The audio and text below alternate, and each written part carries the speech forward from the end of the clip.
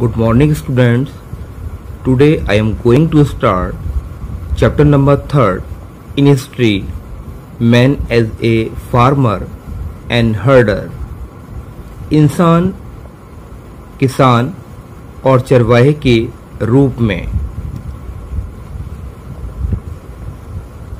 The Neolithic is called the New Stone Age. Neolithic means पत्थर का नया ज़माना, and this period was started in 10,000 BC.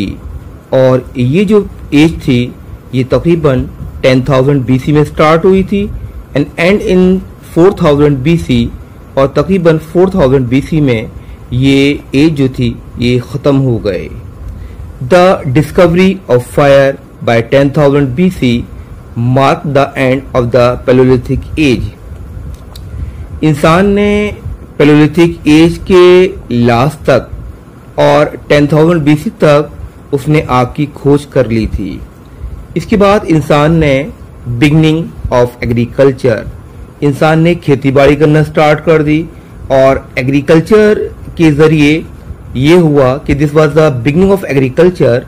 जब इंसान ने खेती बाड़ी स्टार्ट की, that required a settle life for closely watching the plants to grow, जिससे कि वो जो पेड़ पौधों को उगाता था उनको देखने के लिए उसको एक जगह पर रुकना पड़ता था.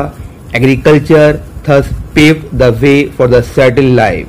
इस वजह से एग्रीकल्चर ने उसकी लाइफ को सेटल कर दिया, और man become a food producer instead of a food gatherer.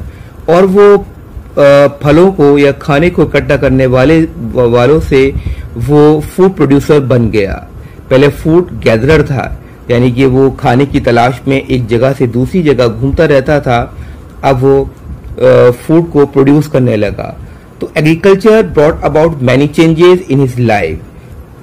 Early man की लाइफ के अंदर एग्रीकल्चर कई सारे चेंजेस लेकर आया, and there was a great change in his food habits. और सबसे बड़ा चेंज था उसकी फूड हैबिट्स के अंदर. He also started making cloth of cotton that he cultivated. और उसने जो वो कॉटन प्रोड्यूस करता था, कल्टीवेट करता था, उसने उससे कपड़े बनाना स्टार्ट कर दिए. इसके बाद डोमेस्टिकेशन ऑफ एनिमल्स, उसने जानवरों को पालना स्टार्ट कर दिया. वो डॉग जो होते थे उनको सिक्योरिटी के पर्पज से पालता था, कैटल मवेशी को मिल्क के पर्पज से, and meat sheep and goat for wool. और कुछ जानवरों को वो मीट के लिए पालता था, कुछ जानवरों को जैसे शीप गॉड की बात करें तो मिल्क और वूल के लिए पालता था. इसके अलावा कैमल्स फॉर ड्रॉट पर्पज, और कुछ जो बुल्स होते थे, हॉर्स होते थे, वो उसके सामान को एक जगह से दूसरी जगह लेकर जाते थे, तो वो इनको इस पर्पज से पालता था. Cow dung provided him manure. और जो काउ का डंग होता था, गोबर जो होता था, वो एज अ मैन्यूर, खाद के तौर पे वो अपने फील्ड के अंदर या खेतों के अंदर इस्तेमाल करता था. नेक्स्ट आपका invention of wheel. The invention of the wheel in the neolithic period was a major achievement that brought about revolutionary change in the life of man.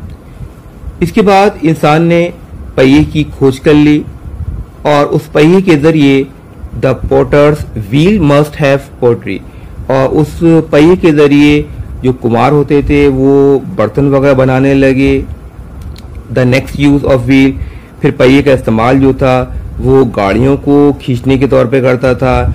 Animals जो थे वो गाड़ियों को खींचते थे, और उन व्हील कार्ट यानी कि कार्ट के अंदर, बैलगाड़ी के अंदर पहिए लगे होते थे, और वो उससे ट्रांसपोर्टेशन जो था वो काफ़ी ईजी हो गया था. इस तरह से हम देख सकते हैं डायग्राम के अंदर ये घोड़ा है एक तरह से, और ये कार्ट बनी हुई है और इसमें पहिए लगे हैं. तो इस तरह से वो इन कार्ट का जो इस्तेमाल था वो एज ए ट्रांसपोर्टेशन के अंदर करने लगा. इन्वेंशन ऑफ पोट्री, इंसान जो था पहिए से बर्तन वगैरह बनाने लगा, और क्योंकि उसको खाने को इकट्ठा करने के लिए, जो खाना पकाता था उसको रखने के लिए उसको वेसल्स की ज़रूरत हुई. So he made basket of straw and twigs to store fruits and dry things. और इसी तरह से उसको कुछ बास्केट जो थी जो वो पत्तियों से, पेड़ों की पत्तियों से बनाता था, जिसमें वो ड्राई फ्रूट्स रख सके या ड्राई थिंग्स रख सके. Later there was pasted with mud to hold liquid. The potter wheels facilitate the making of earthenware of different types. इसके बाद वो मिट्टी के बर्तन बनाने लगा. Useful of tools and weapons. The neolithic tools जो थे और जो हथियार थे वो पहले के मुकाबले में, पैलेयोलिथिक वंस या उस एज के मुकाबले में ज्यादा इम्प्रूव हो गए थे. दे वर मोर यूजफुल. उनका ज्यादा इस्तेमाल करता था. स्ट्रॉन्गर भी होते थे, शार्प, नुकीले भी होते थे. और इंसान जो था उनका इस्तेमाल जो था कि it could be use as an axe for clearing forest. जैसे कुल्हाड़ी का इस्तेमाल वो जंगलों को साफ करने में करता था. एक और था हो जिसका इस्तेमाल वो जमीन को खोदने में, जिसको हम कहते हैं फावड़ा कहते हैं, जमीन को खोदने में करता था. It was use to cut and shape timber which led to the growth of carpentry. The knowledge of the carpentry was use for making the wheel plan.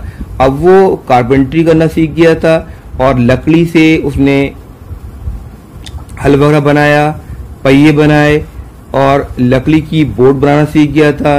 Even wooden houses, यहाँ तक कि लकड़ी का इस्तेमाल वो लकड़ी के घर वगैरह बनाने में भी करता था. तो इंसान जो था वो धीरे धीरे इन टूल्स और वेपन्स के जरिए मुख्तलिफ तरह के कामों में इनको लेने लगा. Sickle was another important tool for neolithic age. और ये हंसिया जिसको हम कहते हैं, ये सबसे एक इम्पॉर्टेंट टूल था उस एज का, जिसका इस्तेमाल जो था वो क्रॉप केस में करता था. द बो एंड एरो, तीर कमान का इस्तेमाल वो जानवरों के शिकार में करता था. तो Neolithic man also started making use of bone, वो हड्डियों का भी इस्तेमाल करता था. इस तरह से उसने डिफरेंट तरह के जो टूल्स थे वो इस्तेमाल किए. He also made stone hammer, उसने पत्थर का भी हथौड़े का बनाना यूज करना इस्तेमाल कर दिया था. यानी कि वो जो स्टोन का हैमर होते थे वो उनको भी बनाना सीख गया था. तो उसने काफी सारे टूल्स बनाना सीख लिए थे और इनको यूज भी करता था. Good morning students. Today I am going to start next topic of history, chapter number 3, man as a farmer and herder, and the topic is beginning of the settled life. अब इंसान जो था वो एक vendor, घूमने वाला नहीं रह गया था. ना वो फॉर्म में रहता था, ना पेड़ों की छालों के अंदर रहता था. एग्रीकल्चर ने इंसान की लाइफ जो थी वो सेटल कर दी थी और अब वो मिट्टी के मकान या मड हाउसेस बना के रहने लगा, जिसके ऊपर छप्पर की छतें होती थी. उसने जानवरों को पालना स्टार्ट कर दिया था और जो डॉग था वो उसका सबसे फेथफुल, वफादार दोस्त था जो उनकी जानवरों की और उसकी हिफाजत करता था. द अर्ली विलेजेस, तो एग्रीकल्चर के डेवलपमेंट और डोमेस्टिकेशन ऑफ एनिमल्स जो थी उसकी वजह से इंसान की लाइफ जो थी वो एक जगह सेटल हो गई. जनरली आमतौर पे इंसान जो था वो किसी नदी के किनारे या किसी लेक के पास में रहता था, क्योंकि उससे उसकी जो भी वाटर रिक्वायरमेंट होती थी, एग्रीकल्चर के लिए पानी की ज़रूरत होती थी, वो उसको ईजिली मिल जाती थी. तो group of people began sitting at a place where they could look after their crop and tempt animals. तो वो लोग आपस में ग्रुप में रहने लगे, खेती बाड़ी करने लगे, जानवरों को पालने लगे.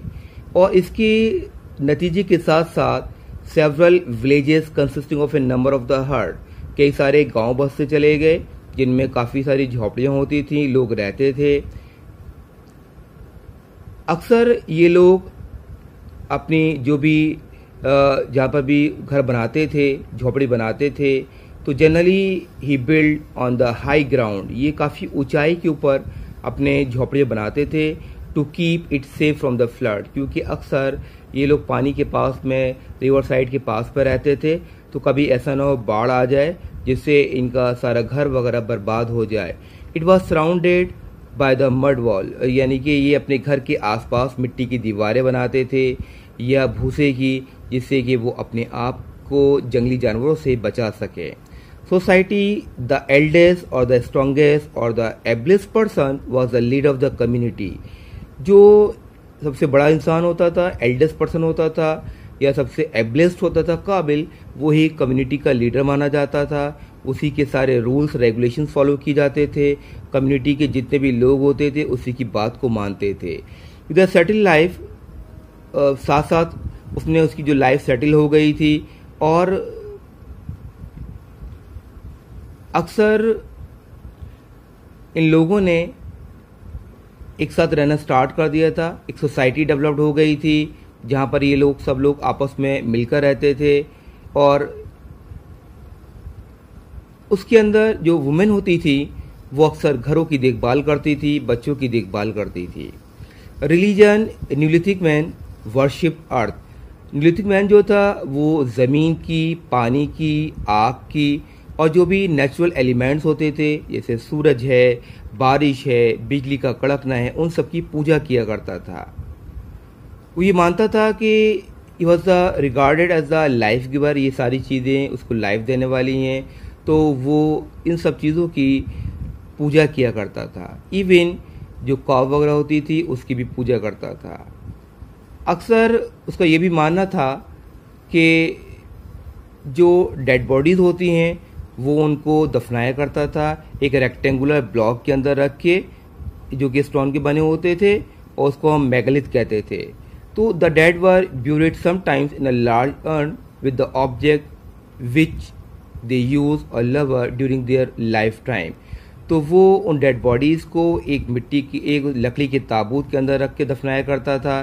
उनके जो टॉम्स होते थे उसको डोलमेंस कहते थे। Neolithic man believed in life after death, और उसका ये भी मानना था कि मरने के बाद भी इंसान की जो लाइफ है वो रहती है। एंटरटेनमेंट एंड द रिक्रिएशन, इंसान का सबसे इम्पॉर्टेंट जो एक्टिविटी थी वो थी शिकार करना या शिकार खेलना। इन द इवनिंग, शाम के समय में लोग गांव के अंदर इकट्ठे होते थे, आग जला के बैठते थे, म्यूजिक सुनते थे, डांस किया करते थे। तो man and women dance to the rhythms of music, वो म्यूजिक की उस पर जो वुमेन होती थी या मैन होते थे वो डांस करते थे।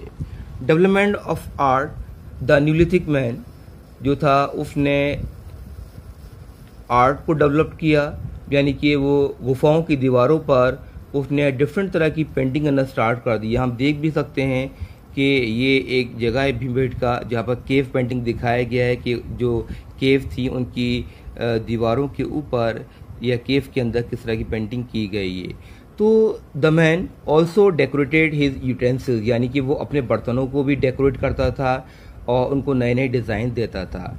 Growth of language, different language were evolve for communication, आपस में बातचीत करने के लिए वो डिफरेंट तरह की लैंग्वेज यूज़ करते थे। और people did not know the art of writing, लोग लिखना नहीं जानते थे। Hence no written record of their life, उनके लाइफ के कोई भी रिटन रिकॉर्ड हमारे पास मौजूद नहीं है। Discovery of metals towards the end of the stone age, यानी कि जब 4000 BC के अंदर जो ये स्टोन एज ख़त्म हुई थी उस तक इंसान ने डिफरेंट तरह के मेटल्स जो थे उनसे टूल्स बनाना सीख गया था।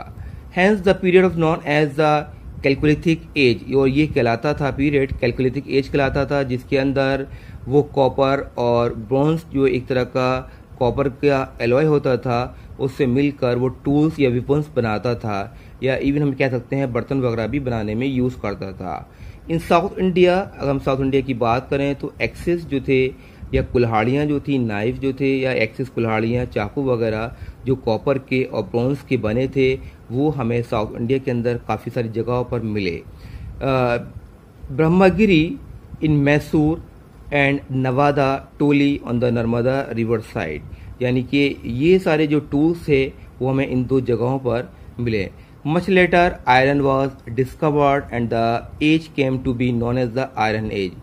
ब्रॉन्ज के बाद, कॉपर के बाद इंसान ने जो थी वो लोहे की दरियाफ्त की, लोहे की खोज की और वो फिर पीरियड कहलाया आपका iron age. It mark the beginning of the several early civilisation in some river valleys, और यहीं से कई सारे जो सिविलाइजेशन थी, सभ्यताएं थी, नदियों के किनारे डेवलप्ड हुई। तो ये it was the beginning of the several early civilisation.